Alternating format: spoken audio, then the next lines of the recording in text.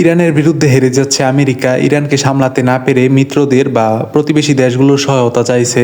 তো হরমুজ তো বন্ধ, হরমুজ খোলার নাম নেই। তো এই জন্য বলতেছে সারা বিশ্বকে নৌবহর পাঠাতে। চীন এবং রাশিয়া সরাসরি না করে দিছে তাদের বলার পর। এবং ইউকে যারা আমেরিকার খুব ঘনিষ্ঠ, তারা আগে বলছিল যে পাঠাবে কিছু, হয়তো রণতরী, কিন্তু আমেরিকান প্রেসিডেন্ট ওই সময় না করে দিছে যে আমরা একাই যথেষ্ট। এখন আবার বলতেছে পাঠানোর জন্য।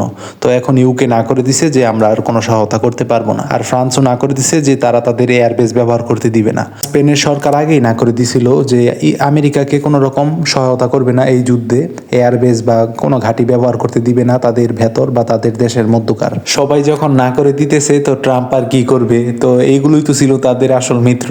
তো ট্রাম্প এবার বলতেছে যে আমি শুধু টেস্ট করে দেখতেছিলাম যে কারা আমাদের সহায়তা করে। আমি তো আগেই জানতাম যে এরা এইরকম হবে, এই সেই ভক্কি চক্কি। ট্রাম্প তো প্রথম দিনই যুদ্ধে জিতে যায়। তো এবার প্রতিপক্ষ ইরানকে ভেনেজুয়েলা ভেবে যে আক্রমণ করেছিল তার জবাব এবার ভালোভাবে পাচ্ছে ট্রাম্প।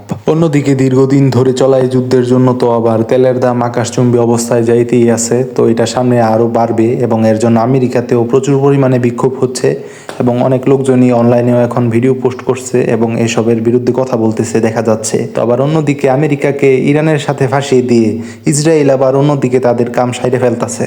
তো তারা আবার ওই দিক দিয়ে তো ফিলিস্তিন তো দখল হয়েই গেছে পুরোটা ধরতে গেলে। অন্যদিকে এবার তারা হুতি দমনের নামে লেবাননে প্রবেশ করছে। তারা তাদের গ্রেটার ইসরায়েল তৈরি করেই ছাড়বে এবং এই জন্য তারা লেবানন দখলও শুরু করে দিছে। আপনারা যারা জানেন না, গ্রেটার ইসরায়েল হচ্ছে এইরকম ইসরায়েলিদের একটা স্বপ্ন, যেমন আমাদের প্রতিবেশী দেশ ভারত একটা স্বপ্ন দেখে ভাবে যে তাদের মানচিত্রের মধ্যে বাংলাদেশ, পাকিস্তান, নেপাল, ভুটান, মায়ানমার এইগুলো নিয়ে তাদের গ্রেটার ভারত তৈরির একটি স্বপ্ন, যে তাদের এই রিজন সম্পূর্ণটা তাদের দখলে থাকবে।